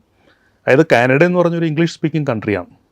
അപ്പോൾ അവിടെ കനേഡിയൻ ഗവൺമെൻറ് തന്നെ പറഞ്ഞിട്ടുണ്ട്, അവിടെ പഠിക്കാനായിട്ട് വരുന്ന സ്റ്റുഡൻസിന് ഒരു മിനിമം ഇംഗ്ലീഷ് ലെവൽ ഉണ്ടായിരിക്കണം. അതിനാണ് അവർ IELTS, TOEFL, PTE പോലുള്ള ഇംഗ്ലീഷ് ടെസ്റ്റുകളുടെ സ്കോറും മറ്റും അഡ്മിഷൻ ടൈമിൽ തന്നെ ചോദിക്കുന്നത്.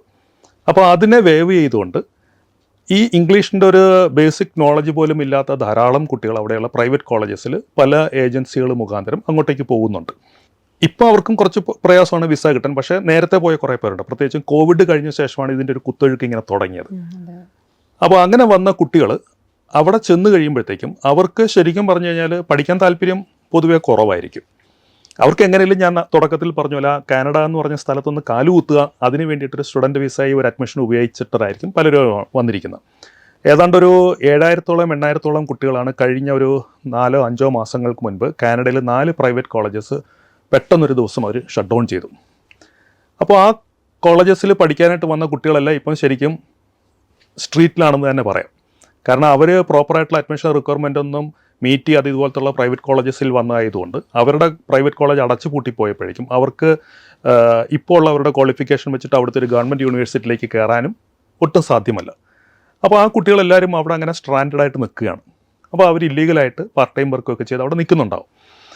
പിന്നെ മറ്റൊരു കാര്യം എന്ന് പറഞ്ഞു കഴിഞ്ഞാൽ, ഈ പോയ പല കുട്ടികളും, അല്ലെങ്കിൽ ഇപ്പം ഞങ്ങളുടെ തന്നെ പോയിട്ടുള്ള ചില കുട്ടികളുടെ കേസിൽ ഒരു എക്സാമ്പിളായിട്ട് പറയുവാണെങ്കിൽ, അക്കോമഡേഷൻ വലിയൊരു ഇഷ്യൂ ആയിട്ട് പല സ്റ്റുഡൻസും പറയുന്നുണ്ട് ഇപ്പം. പക്ഷേ ഗവൺമെൻറ് യൂണിവേഴ്സിറ്റീസിലോ ഗവൺമെൻറ് കോളേജസിലോ പോയ ഒരു സ്റ്റുഡൻറ്റും അക്കോമഡേഷൻ ഇഷ്യൂ ആയിട്ട് ഒരു സ്ഥലത്തും ഒരു ബ്ലോഗിലും നമുക്ക് കാണാൻ പറ്റില്ല. കാരണം അവർക്ക് എത്ര ഇൻ്റർനാഷണൽ സ്റ്റുഡൻസ് വന്നാലും അവിടുത്തെ ഡൊമസ്റ്റിക് സ്റ്റുഡൻസ് വന്നാലും അവർക്ക് താമസിക്കാനും അവരുടെ മറ്റു കാര്യങ്ങൾക്കും വേണ്ടി സപ്പോർട്ട് ചെയ്യാനായിട്ടുള്ള എല്ലാ ഇൻഫ്രാസ്ട്രക്ചറും തയ്യാറാക്കി വെച്ചിട്ടാണ് അവിടുത്തെ ഗവൺമെൻറ് യൂണിവേഴ്സിറ്റീസിൽ പ്രവർത്തിക്കുന്നത്. നേരെ മറിച്ച് ഇപ്പോൾ പ്രൈവറ്റ് കോളേജസ് എന്ന് പറയുന്നത് ഞാൻ പറഞ്ഞല്ലോ, ഒരു 4-5 റൂമിൽ ഒരു ബിൽഡിങ്ങിൽ ഉള്ളതാണ് ഒരു കോളേജ്. അവർക്കൊരിക്കലും ഒരു ഹോസ്റ്റൽ ഫെസിലിറ്റിയോ മറ്റു കാര്യങ്ങളോ കാണത്തില്ല. അപ്പോൾ അങ്ങനെയുള്ള സ്ഥലങ്ങളിൽ പഠിക്കാനായിട്ട് വരുന്ന സ്റ്റുഡൻസ് അവർക്ക് അവിടെ വന്നു കഴിഞ്ഞാൽ അവർക്ക് ഏതെങ്കിലും ഒരു കനേഡിയൻ ഫാമിലിയുടെ കൂട്ടത്തിലുള്ളൊരു റൂമോ അല്ലെങ്കിൽ മറ്റേതെങ്കിലും അതുപോലത്തുള്ളൊരു താമസ സ്ഥലം കണ്ടുപിടിക്കുന്നത് വലിയൊരു ചലഞ്ച് തന്നെയാണ്. കാരണം അവിടെയുള്ള ഫാമിലീസ് ഒരു ഇൻ്റർനാഷണൽ സ്റ്റുഡൻറ്റ് വിസയിൽ വന്ന ഒരാളോട് ഒരു റൂം അവർക്ക് റെൻ്റ് ഔട്ട് ചെയ്യാനുണ്ടെന്നുള്ള രീതി അറിഞ്ഞിട്ട് അവിടെ ചെന്ന് കഴിഞ്ഞാൽ ആദ്യം തന്നെ അവർ ചോദിക്കുന്നത് നിങ്ങൾ ഏത് ടൈപ്പ് ഓഫ് കോളേജിൽ പഠിക്കാൻ വന്നവരാണ്.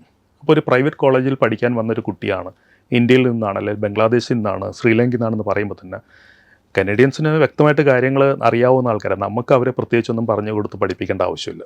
അവർക്കറിയാം ഈ സ്റ്റുഡൻറ്റിനായിട്ട് വന്നിരിക്കുന്ന ആൾ ഒരു പക്ഷേ അവിടെ നിന്ന് കഴിഞ്ഞാൽ ഇവർക്കൊരു പാർട്ട് ടൈം ജോലി പോലും കിട്ടാത്ത ടൈപ്പ് ഓഫ് സ്റ്റുഡൻസ് ആയിരിക്കും. കാരണം ഇംഗ്ലീഷ് പോലും അവർക്ക് നേരെ സംസാരിക്കാൻ അറിയാത്ത ആൾക്കാരാണ്.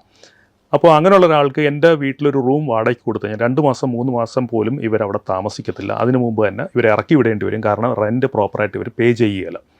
കാരണം ജോലി പോലും കിട്ടില്ല. നാട്ടിൽ നിന്ന് പൈസയൊന്നും കാര്യമായിട്ട് കൊണ്ടുവരാത്ത കുട്ടികളായിരിക്കും കൂടുതലും. അവർക്ക് ഹെവി റിസ്ക്കാണ്. അപ്പോൾ അങ്ങനെ വന്നപ്പോഴത്തേക്കും ഈ കഴിഞ്ഞ കോവിഡിന് ശേഷം ഒരുപാട് കുട്ടികൾ അങ്ങനെ വന്നു കഴിഞ്ഞപ്പോഴേക്കും മിക്കവാറും പേർക്ക് അവിടെ അക്കോമഡേഷൻ കോളേജിൽ നിന്ന് കിട്ടത്തില്ല.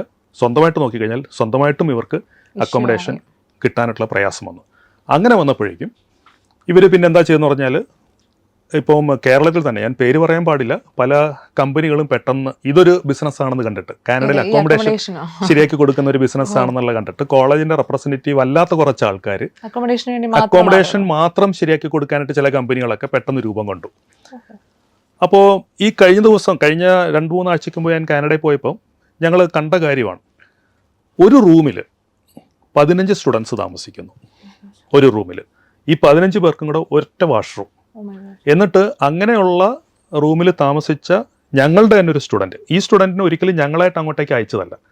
കാരണം ഞങ്ങൾ എപ്പോഴും ഒരു സ്റ്റുഡൻറ്റിൻ്റെ അക്കോമഡേഷന് വേണ്ടിയിട്ടുള്ള അറേഞ്ച്മെൻറ്റ് ചെയ്യുന്നത് ത്രൂ കോളേജ് വഴി തന്നെയാണ്. ഒന്നുകിൽ കോളേജിനകത്ത് തന്നെയുള്ള ഹോസ്റ്റൽ ഫെസിലിറ്റി എടുക്കുക, അല്ലെങ്കിൽ കോളേജ് തന്നെ നേരിട്ട് അറേഞ്ച് ചെയ്യുന്ന ഹോം സ്റ്റേ എടുക്കുക. ഇത് രണ്ടും ആവറേജ് ഒരു $700 to $800 പെർ മന്ത് എക്സ്പെൻസ് വരുന്നതാണ്. അപ്പോൾ ഞങ്ങളുടെ തന്നെ പല കുട്ടികളും ഈ $800 കൊടുക്കുന്നതിന് പകരം $250 $300 അക്കോമഡേഷൻ ഉണ്ട് എന്നുള്ള രീതിയിലുള്ള ചില ക്യാമ്പയിനിങ് ഒക്കെ കണ്ടിട്ട് അവർ സ്വന്തമായിട്ട് പോയി അക്കോമഡേഷൻ അങ്ങനെയുള്ള സ്ഥലത്ത് പോയി എടുത്തു. അപ്പോൾ ആ പോയി എടുത്ത കുട്ടികൾ പറഞ്ഞാണ് ഞങ്ങൾ പോലും ഇത് അറിയുന്നത്, ഇങ്ങനെ ഒരു റൂമിൽ 15 പേര് വരെ താമസിക്കുന്നു.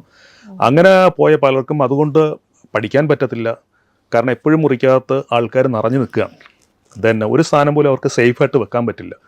ആ റൂമിൽ താമസിക്കുന്നത് പല സ്ഥലങ്ങളിൽ നിന്ന് വന്നിരിക്കുന്ന മുൻപരിചയം ഇല്ലാത്ത കുട്ടികൾ ഒരുമിച്ചാണ് താമസിക്കുന്നത്. അതെ, അതിൻ്റെ പേരിലുണ്ടാകുന്ന മെൻ്റൽ സ്ട്രെസ്സും മറ്റും അവരുടെ സ്റ്റഡീസിനെ വരെ ബാധിക്കാൻ തുടങ്ങി. അപ്പോൾ ഇതെല്ലാം കാണിക്കുന്നത് ജെനുവിനായിട്ടുള്ള ആൾക്കാർ കൂടി അല്ലാതെ, ഇപ്പം ഞങ്ങൾ അവരോട് പറയുമ്പം അവരൊരു $750 കൊടുക്കേണ്ട സ്ഥാനത്ത് അത് സേവ് ചെയ്യാൻ വേണ്ടിയിട്ടാണ് ഇങ്ങനെയുള്ള സ്ഥലങ്ങളിലേക്ക് പോകുന്നത്.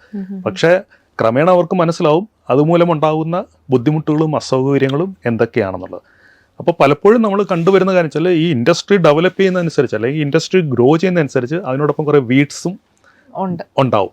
അതിനെ നമ്മൾ ഉണ്ടാവും. അത് നമ്മൾ ഐഡൻറ്റിഫൈ ചെയ്യണം. അതിനകത്ത് എനിക്ക് നല്ല സർവീസ് തരാൻ പറ്റുന്ന ക്വാളിറ്റിയുള്ള ഏജൻസി ഏതാണെന്നുള്ളത് ഞങ്ങൾ പറഞ്ഞു കൊടുത്തല്ല അവർ മനസ്സിലാക്കേണ്ട, സ്വന്തം നിലയ്ക്ക് അവരും മനസ്സിലാക്കണം. ഇതിലേക്ക് വരുമായിരുന്നു ഞാൻ. ആക്ച്വലി ഈ കണ്ടുകൊണ്ടിരിക്കുന്ന ആളുകൾക്ക് ചിലപ്പോൾ ഇപ്പം മനസ്സിലുണ്ടാവും താങ്കളെ പോലത്തെ ഒരു എക്സ്പീരിയൻസ്ഡ് ആളുടെ അടുത്ത് നിന്ന് കേൾക്കണം, ഒരു ജെനുവിനിറ്റി മനസ്സിലാക്കാൻ ഇവർക്ക് 1-2 കാര്യങ്ങളൊന്ന് പറഞ്ഞു കൊടുക്കാമോ? ഏറ്റവും പ്രധാനം, നമ്മൾ ഏതൊരു സ്ഥാപനത്തിനെ ലെഗസി എന്ന് പറയുന്നത് വളരെ ഇമ്പോർട്ടൻ്റ് ആണ്. അത് ഒരു കോമൺ സെൻസിലുള്ള ഒരാൾക്ക് പെട്ടെന്ന് ഐഡൻറ്റിഫൈ ചെയ്യാൻ പറ്റും. പിന്നെ മറ്റൊന്ന് നോക്കേണ്ടത്, നമ്മൾ പഠിക്കാനായിട്ട് പോകുന്ന ഒരു രാജ്യം അത് എത്രമാത്രം നമുക്ക് സൂട്ടബിളാണ്. ആ രാജ്യത്തിനെക്കുറിച്ച് കൺസൾട്ടൻസി സ്വന്തം നിലയ്ക്ക് പറയുന്നത് കൂടാതെ നമ്മളുടെ സ്വന്തമായിട്ട്, ഇപ്പം ഒരു സ്റ്റുഡൻ്റായിട്ട് പോകുന്ന ആളാണെങ്കിലും അല്ലെങ്കിൽ സ്റ്റുഡൻറ്റിനെ അയക്കാൻ ഉദ്ദേശിക്കുന്ന ഒരു പാരൻ്റ് ആണെങ്കിലും അവർ സ്വന്തമായിട്ട് നന്നായിട്ട് മനസ്സിലാക്കണം. കാരണം പല രാജ്യങ്ങളും നമുക്കൊരു ഇൻ്റർനാഷണൽ സ്റ്റുഡൻറ്റ് വിസയിൽ അവിടെ പോയാൽ പഠിക്കാനുള്ള സൗകര്യങ്ങൾ പലപ്പോഴും കുറവായിരിക്കും. കോഴ്സിന് ശേഷം ഒരു എംപ്ലോയ്മെൻറ്റ് ഓപ്പർച്യൂണിറ്റി, അവിടെയുള്ള ആളുകൾക്ക് പോലും അൺഎംപ്ലോയ്മെൻറ്റ് റേറ്റ് വളരെ കൂടിയിരിക്കുന്ന സ്ഥലങ്ങളിലേക്ക് ഇപ്പം നമ്മുടെ കുട്ടികൾ പഠിക്കാൻ പോകുന്നുണ്ട്. അപ്പോൾ അവിടെ പഠിക്കാൻ പോയി കഴിഞ്ഞാൽ നമുക്കുള്ള അടുത്തൊരു കരിയർ പ്രോസ്പെക്ട്സ് എവിടെ വരെ ഉണ്ട് എന്നുള്ളത് നമ്മൾ സ്വന്തമായിട്ട് നന്നായിട്ട് മനസ്സിലാക്കണം.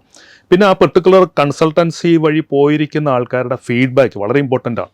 ആ ഫീഡ്ബാക്ക് നമുക്ക് ശരിക്കും ഇപ്പം ഓപ്പണായിട്ട് ഗൂഗിൾ റിവ്യൂ മറ്റു കാര്യങ്ങളൊക്കെ വരുന്നുണ്ട്. അപ്പോൾ അതിലൂടെ നമുക്ക് കുറേ കാര്യങ്ങൾ മനസ്സിലാക്കാൻ പറ്റും. ഇങ്ങനെ നമ്മളുടേതായിട്ടുള്ളൊരു ഹോംവർക്ക് നന്നായിട്ട് നടത്തിയിട്ട് വേണം ഏതൊരു സ്ഥാപനത്തിനെയും നമ്മൾ ഡിപ്പെൻഡ് ചെയ്യാനോ അല്ലെങ്കിൽ അവർ വഴി നമ്മളുടെ ഒരു ഓവർസീസ് എഡ്യൂക്കേഷൻ്റെ കാര്യത്തിന് ഉള്ളൊരു ഹെൽപ്പ് മേടിക്കാനോ.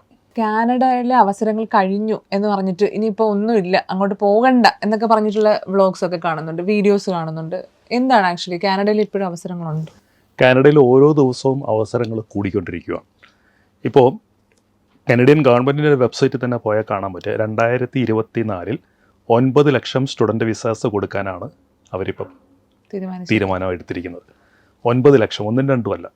കാരണം കാനഡ എന്ന് പറയുന്നത് ലോകത്തിലെ ഏറ്റവും വലിയ 2ാമത്തെ രാജ്യമാണ്. പക്ഷേ അവരുടെ പോപ്പുലേഷൻ എന്ന് പറയുന്നത് കേവലം 3 കോടിയാണ്. കേരളത്തിൻ്റെ അത്രയും പോലും പോപ്പുലേഷൻ ഇല്ല. അതിൽ തന്നെ ഏതാണ്ട് ഒരു 50 to 60% ആൾക്കാർ 50 വയസ്സ് മുകളിലേക്കുള്ള പ്രായത്തിൽ ഏജിങ് പോപ്പുലേഷനിലേക്ക് വന്നുകൊണ്ടിരിക്കുകയാണ്. അപ്പോൾ അടുത്ത ഏതാനും വർഷങ്ങൾക്കുള്ളിൽ ഒരു ഹ്യൂജ് മാൻ പവർ ഷോർട്ടേജാണ് കനഡിയൻ എംപ്ലോയ്മെൻറ്റ് സെക്ടറിൽ വരാൻ പോകുന്നത്. മാത്രമല്ല ലോകത്തിലെ ഏറ്റവും സേഫായിട്ടുള്ള 2ാമത്തെ കൺട്രിയുമാണ് കാനഡ. ഈ ഒരു റാങ്കിങ് അവർ എത്രയോ വർഷമായിട്ട് നിലനിർത്തി പോരുന്നതാണ്. അതുകൊണ്ട് തന്നെ ലോകത്തിൻ്റെ പല ഭാഗങ്ങളിൽ നിന്നും ഹ്യൂജ് എമൗണ്ട് ഓഫ് ഇൻവെസ്റ്റ്മെൻ്റ് ആണ് കാനഡയിലേക്ക് വരുന്നത്. കാരണം കാനഡയെ സംബന്ധിച്ചിടത്തോളം IT-യുടെ ലോകത്തിലെ 2ാമത്തെ ഏറ്റവും വലിയ ഹബ്ബാണ് കാനഡയിലുള്ള, ആഫ്റ്റർ സിലിക്കോൺ വാലി. ലോകത്തിലെ ഏറ്റവും വലിയ ഫാമിംഗ് ലാൻഡ്സാണ് കാനഡയ്ക്കുള്ളത്. ചൈനയെക്കാളും വളരെ അഡ്വാൻസ്ഡ് ആയിട്ടുള്ള ഫാമിംഗ് ടെക്നോളജീസാണ് കാനഡയ്ക്കുള്ളത്. പക്ഷേ അവരുടെ പോപ്പുലേഷൻ്റെ കുറവാണ് അവർ ഫേസ് ചെയ്യുന്ന ഏറ്റവും വലിയ ക്രൈസിസ്. അപ്പോൾ അതിനെ ടാക്കിൾ ചെയ്യാനായിട്ട് അവരുദ്ദേശിക്കുന്നത് PR വഴി ഡയറക്റ്റായിട്ട് ആൾക്കാരെ കുറച്ച് പേര് അവിടെ കൊണ്ടുവന്നെങ്കിലും അവരുദ്ദേശിച്ച പോലുള്ളൊരു പ്രയോജനം കനഡിയൻ എക്കോണമിയിൽ അതുമൂലം ഉണ്ടായില്ല. കാരണം അങ്ങനെ PR-ൽ കൂടെ കാനഡയിൽ വന്നവരെല്ലാവരും തന്നെ ഔട്ട്സൈഡ് കനഡിയൻ ക്വാളിഫിക്കേഷനുമായിട്ട് വന്നവരാണ്. ഇപ്പോൾ ഇന്ത്യയിൽ നിന്നൊക്കെ ധാരാളം പേര് പോയി. പക്ഷെ അവർക്കെല്ലാം അവിടെ ചെന്നതിന് ശേഷം അല്ലെങ്കിൽ കനഡിയൻ ഗവൺമെൻറ് അവർ വന്നതിന് ശേഷമാണ് മനസ്സിലാക്കിയത് ഇതൊരു കറക്റ്റായിട്ടുള്ളൊരു മെത്തേഡ് ആയിരുന്നില്ല. ഫോർ എക്സാമ്പിൾ ഇപ്പോൾ പറയുകയാണെങ്കിൽ ഇന്ത്യയിൽ നിന്നൊരു ഡോക്ടർ PR കിട്ടി കാനഡയിൽ വന്നാലും അവർക്ക് ഡോക്ടറായിട്ട് പ്രാക്ടീസ് ചെയ്യാൻ പറ്റത്തില്ല. അവർ ഒരുപാട് എക്സാംസ് പാസ്സാവണം. അതെ, അവിടുത്തെ ഒരു ഡോക്ടർക്ക് ഈക്വലൻ്റ് ആണെന്നുള്ള ഇവർ പ്രൂവ് ചെയ്യാനുള്ള എക്സാംസ് പാസ്സാണ്. അത് പാസ്സാവുന്നില്ല. 1000 പേര് എഴുതിയാൽ 2 പേര് 3 പേരാണ് പാസ്സാവുന്നത്. പക്ഷെ അങ്ങനെ വന്ന 1000 പേരിൽ ബാക്കി പാസ്സാവാത്ത ആൾക്കാരും അവിടെ നിൽക്കുകയും അവർക്ക് ഒരു ഡോക്ടറായിട്ട് അവിടെ പ്രാക്ടീസ് ചെയ്യാൻ പറ്റാത്തത് കൊണ്ടും അവരുടെ ഫാമിലി അവിടെ കൊണ്ടുവന്നുകൊണ്ടും പിന്നെ അവരെ സപ്പോർട്ട് ചെയ്യാനുള്ള എയ്ഡ് ഗവൺമെൻറ് കൊടുക്കേണ്ടി വരുന്നു. കാനഡ തന്നെ നേഴ്സസ്, ആയിരക്കണക്കിന് നേഴ്സസ് കാനഡ വരാൻ വേണ്ടി ആഗ്രഹിക്കുന്നുണ്ട്. പക്ഷേ ഇവിടുത്തെ ഒരു BSc നഴ്സിംഗ് പാസ്സായിട്ടുള്ള ഒരാൾക്ക് കാനഡയിൽ വന്ന നേഴ്സായിട്ട് പ്രാക്ടീസ് ചെയ്യാൻ പറ്റില്ല. അവർക്ക് NCLEX അല്ലെങ്കിൽ CGNFS പോലുള്ള എക്സാംസ് ക്ലിയർ ചെയ്യുക വളരെ ടഫാണ്. ആ എക്സാംസ് ഒരു ലൈഫ് ടൈമിൽ അവർക്ക് ആകെ 3 പ്രാവശ്യം എഴുതാൻ പറ്റുള്ളൂ. 3 അറ്റംപ്റ്റിൽ അവർ ഫെയിൽ ആയി കഴിഞ്ഞാൽ പിന്നെ ഒരിക്കലും അവർക്ക് എക്സാം എഴുതാൻ പറ്റത്തില്ല. അപ്പോൾ ഇങ്ങനെ ധാരാളം ആൾക്കാർ PR വഴി വന്നാൽ അത് ഉദ്ദേശിച്ച പ്രയോജനം ഉണ്ടാവില്ല എന്ന് കണ്ടുകൊണ്ടാണ് ഇപ്പം കനേഡിയൻ ഗവൺമെൻറ് സ്റ്റുഡൻറ്റ് വിസ പരമാവധി പ്രോത്സാഹിപ്പിക്കുകയും മാത്രമല്ല അങ്ങനെ സ്റ്റുഡൻറ്റ് വിസയിൽ വരുന്ന ആളുകൾക്ക് കോഴ്സ് കഴിഞ്ഞാൽ ഒരു എംപ്ലോയറുടെ ജോബ് സപ്പോർട്ട് ലെറ്റർ ഇല്ലാതെ തന്നെ അല്ലെങ്കിൽ ജോബ് ഓഫർ ലെറ്റർ ഇല്ലാതെ തന്നെ ഡയറക്റ്റായിട്ട് കനേഡിയൻ ഗവൺമെൻറ് വർക്ക് പെർമിറ്റ് കൊടുക്കുന്നു. ആ വർക്ക് പെർമിറ്റിൽ കേവലം 1 വർഷമൊക്കെ വർക്ക് ചെയ്ത് കഴിഞ്ഞാൽ അവർക്ക് ഡയറക്റ്റായിട്ടൊരു സ്പോൺസർ ഇല്ലാതെ PR ഫയൽ ചെയ്തിട്ട് PR എടുത്തിട്ട് പെർമനൻ്റ് ആയിട്ട് കാനഡയിൽ നിൽക്കാനുള്ള സൗകര്യം. ദെൻ ഇൻ കേസ് അങ്ങനെ വരുന്ന സ്റ്റുഡൻറ്റ് മാരീഡ് ആണെന്നുണ്ടെങ്കിൽ അവർക്ക് അവരുടെ സ്പൗസിനെയും കുട്ടികളുണ്ടെങ്കിൽ കുട്ടികളെയും കാനഡയിൽ കൊണ്ടുവരാം. സ്റ്റുഡൻറ്റ് വിസയിൽ വരുമ്പോൾ തന്നെ ഫെയർ ഫ്യൂച്ചറിൽ നിന്ന് ധാരാളം ആളുകൾ ഇപ്പം ഫാമിലിയോട് കൂടി തന്നെ സ്റ്റുഡൻറ്റ് വിസയിൽ കാനഡയിൽ പോകാൻ തുടങ്ങി. അങ്ങനെ ഒരു സ്റ്റുഡൻറ്റ് വിസയിൽ വരുന്ന ഒരാളിൻ്റെ സ്പൗസിന് അവിടെ വന്നു കഴിഞ്ഞാൽ സ്റ്റുഡൻറ്റിൻ്റെ കോഴ്സിൻ്റെ കാലാവധിയുടെ മുഴുവൻ സമയവും അവർക്കവിടെ ഫുൾ ടൈം ജോലി ചെയ്യാം. അവർക്ക് IELTSO മറ്റ് ക്വാളിഫിക്കേഷൻസോ ഒന്നും തന്നെ അവിടെ വിസ കൊടുക്കുന്ന കാര്യത്തിൽ ഒരു മാനദണ്ഡമില്ല. കുട്ടികളെ കൊണ്ടുവരുവാണെങ്കിൽ കുട്ടികൾക്ക് ഗ്രേഡ് 12 വരെ കനഡിയൻ ഗവൺമെൻറ് സ്കൂൾസിൽ ഫ്രീ എഡ്യൂക്കേഷനാണ്. അപ്പോൾ ഈ ഫെസിലിറ്റീസ് എല്ലാം കാണിക്കുന്നത് കാനഡയ്ക്ക് ആയിരക്കണക്കിന് 10,000-കണക്കിന് ആൾക്കാരെ ആ രാജ്യത്തേക്ക് ആവശ്യമുണ്ട്. അപ്പോൾ സ്റ്റുഡൻറ്റ് വിസയിൽ വരുമ്പോൾ ഒരു അഡ്വാൻറ്റേജ് എന്താണ്? സ്റ്റുഡൻറ്റ് വിസയിൽ വന്നു കഴിഞ്ഞാൽ കനഡിയൻ യൂണിവേഴ്സിറ്റീസിൽ കനഡിയൻ സ്റ്റുഡൻസിനോടൊപ്പം കനഡിയൻ ഫാക്കൽറ്റീസിൻ്റെ കോച്ചിങ്ങിൽ കൂടി അവരെ ഒരു ടിപ്പിക്കൽ കനഡിയൻ ഗ്രാജുവേറ്റ് ആക്കി പുറത്തേക്ക് വരികയാണ്. അങ്ങനെയുള്ള ആൾക്കാരെയാണ് കനഡിയൻ എംപ്ലോയേഴ്സിന് ആവശ്യം. അല്ലാതെ മറ്റ് രാജ്യങ്ങളിലുള്ള അവിടുത്തെ സിലബസിൽ പഠിച്ചു വന്ന ആൾക്കാരെ അല്ല ഇവർക്ക് വേണ്ടത്. കനഡിയൻ സിസ്റ്റത്തിലേക്ക് പറ്റുന്ന രീതിയിൽ ഇവരെ ഒരുക്കിയെടുക്കുന്ന കനഡിയൻ യൂണിവേഴ്സിറ്റീസിൻ്റെ ക്ലാസ് റൂംസ് ആണ്. യാതൊരു തരത്തിലുള്ള ഏജ് റെസ്ട്രിക്ഷനും ഇല്ല. കാനഡയിൽ ഏത് പ്രായത്തിലുള്ളവർക്കും പഠിക്കാം. എത്ര സ്റ്റഡി ഗ്യാപ്പ് ഉണ്ടെങ്കിലും പഠിക്കാം. പ്രൊവൈഡഡ് വരുന്നവരുടെ ഉദ്ദേശം ആദ്യം പഠിക്കാൻ തന്നെയാണ് എന്നുള്ളവർ പ്രൂവ് ചെയ്യണം. അപ്പോൾ അങ്ങനെ വരുന്ന സ്റ്റുഡൻസിനെ സംബന്ധിച്ചിടത്തോളം അവർക്ക് അവസരങ്ങൾ ഓരോ ദിവസവും കൂടിക്കൊണ്ടിരിക്കുകയാണ്. ഈ വിദേശ പഠന രംഗത്ത് ഇത്രയും കാലമായിട്ട് നിൽക്കുന്നു, മറക്കാൻ പറ്റാത്ത എന്തെങ്കിലും ഒരു അനുഭവം, ഒരു എക്സ്പീരിയൻസ് ഷെയർ ചെയ്യാമോ? അങ്ങനെ നോക്കുകയാണെന്നുണ്ടെങ്കിൽ ഇപ്പം കുറച്ച് നാൾക്ക് മുമ്പ് ഞങ്ങൾ വഴി പോയൊരു സ്റ്റുഡൻറ്റ്, ആ സ്റ്റുഡൻറ്റിൻ്റെ സിസ്റ്ററുടെ മാരേജിന് അദ്ദേഹത്തിന് കാനഡയിൽ നിന്ന് വരാനായിട്ട് ലീവ് കിട്ടുകയോ അങ്ങനെ എന്തോ ഒരു കാര്യമുണ്ടായി. അപ്പോൾ ആ സമയത്ത് എന്നെ വിളിച്ചിട്ട് പറഞ്ഞത് എനിക്ക് വരാൻ പറ്റത്തില്ല, പക്ഷേ എൻ്റെ സ്ഥാനത്ത് സാർ അവിടെ പോകണം, സിസ്റ്ററുടെ മാരേജിന് അവിടെ ഉണ്ടാവണം എന്ന് പറഞ്ഞു. അത് ശരിക്കും പറഞ്ഞു കഴിഞ്ഞാൽ നമ്മൾ ഇത്രയൊക്കെ എന്തൊക്കെ ആയി എന്ന് പറഞ്ഞാലും നമ്മളുടെ മനസ്സിനെ തട്ടുന്ന ചില സിറ്റുവേഷൻസാണ് അതൊക്കെ. ഇപ്പോൾ കഴിഞ്ഞ പ്രാവശ്യമാണെങ്കിലും അതിൻ്റെ മുമ്പിലത്തെ പ്രാവശ്യമാണെങ്കിലും ഇപ്പോൾ എപ്പോൾ ഞങ്ങൾ കാനഡയിൽ പോയാലും ഒരു വൈശാഖുണ്ട്. വൈശാഖ് വർക്കലയിൽ നിന്ന് വർഷങ്ങൾക്ക് മുൻപ് കാനഡയിൽ ഞങ്ങൾ വഴി പോയതാണ്. ഇപ്പം ഞങ്ങൾ എപ്പോൾ പോയാലും വൈശാഖാണ് ഞങ്ങളെ എല്ലാ സ്ഥലങ്ങളിലും കൊണ്ടു നടക്കുന്നത്. കാരണം വൈശാഖിന് ലീവ് എടുക്കും. ലീവ് എടുത്തിട്ട് ഞങ്ങളെയും കൊണ്ട് വൈശാഖിൻ്റെ കാറിൽ എല്ലാ സ്ഥലങ്ങളിലും കൊണ്ടുപോകും. അപ്പോൾ വൈശാഖ് പറയുന്നത് ഞാൻ കാനഡയിൽ എത്താൻ കാരണം ഫെയർ ഫ്യൂച്ചറും നിങ്ങളും ഒക്കെ തന്നെയാണ്. അപ്പോൾ എന്നെ സംബന്ധിച്ചിടത്തോളം ഇതെൻ്റെ ജീവിതത്തിൽ എനിക്ക് തരാവുന്ന ഏറ്റവും നല്ലൊരു റിവാർഡ് പോലെയാണ് വൈശാഖ് പറഞ്ഞത്. ഇപ്പോൾ കഴിഞ്ഞ പ്രാവശ്യമാണെങ്കിലും ഞാൻ കാനഡയിൽ പോയ സമയത്ത് വിഘ്നേഷും ലീഡിയയും കൂടെ ഉണ്ടായിരുന്നു. അപ്പോൾ 10-20 വർഷത്തിന് മുമ്പ് ഞാൻ കാനഡയിൽ ഉണ്ടായിരുന്ന സമയത്ത് ഞാൻ താമസിച്ച ഒരു റൂമുണ്ട് അവിടുത്തെ. അത് കാനഡയിലെ കുറച്ച് റിമോട്ടായിട്ടുള്ളൊരു സ്ഥലത്താണ്. കാരണം അന്ന് അത്രയും പൈസയൊന്നും എനിക്ക് സ്പെൻഡ് ചെയ്യാൻ ഇല്ലാത്തതുകൊണ്ട് ഏറ്റവും റെൻറ്റ് കുറഞ്ഞ സ്ഥലങ്ങളൊക്കെ തപ്പിയെടുത്ത് കണ്ടുപിടിച്ച് പോയി താമസിക്കുന്ന സ്ഥലമായിരുന്നു. അപ്പോൾ ഞാൻ താമസിച്ചിരുന്നതെന്ന് പറഞ്ഞാൽ ഒരു താഴത്ത് മുഴുവൻ ഷോപ്സ്, മുകളിൽ റൂംസ്, അങ്ങനെയുള്ളൊരു സ്ഥലമാണ്.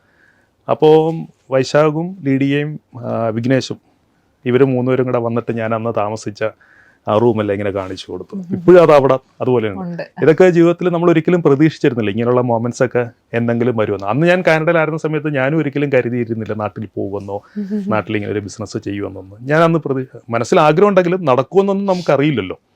വർഷങ്ങൾക്ക് ശേഷം 10-20 വർഷം കഴിഞ്ഞിട്ട് ആ ഒരു മൊമെന്റ് ശരിക്കും ജീവിതത്തിൽ നടക്കുമ്പോഴത്തേക്കും അതൊക്കെ ഇനി എത്ര വർഷം കഴിഞ്ഞാലും മനസ്സിൽ നിന്നും മായത്തില്ല. അങ്ങനെ തന്നെ നിൽക്കും. ഏതെങ്കിലും പേരൻസ് ഇതുപോലെ എന്തെങ്കിലും പറഞ്ഞിട്ടുണ്ടോ? ഇങ്ങനെ എത്രയോ പേരൻസ് പറയാറുണ്ട്. എത്രയോ പേരൻസ് വന്ന് പറയാറുണ്ട്. ഇതൊരു ഭയങ്കര ഒരുപാട് ഇൻസൈറ്റ്ഫുൾ ആയിട്ടുള്ള കുറേ ഒരു ഇൻ്റർവ്യൂ ആയിരുന്നു. ഒരുപാട് വിദേശ പഠന രംഗത്ത് ഉള്ള സ്റ്റുഡൻസിനും അതുപോലെ തന്നെ ഓണ്ടർപ്രണേഴ്സിനും എല്ലാവർക്കും ഭയങ്കര ഇൻഫോർമേറ്റീവ് ആയിരുന്നു എന്ന് വിശ്വസിക്കുന്നു. എന്തായാലും ഫെയർ ഫ്യൂച്ചറിൻ്റെ കഥയും അതിൽ കൂടെ നമ്മൾ പറഞ്ഞു വന്നു.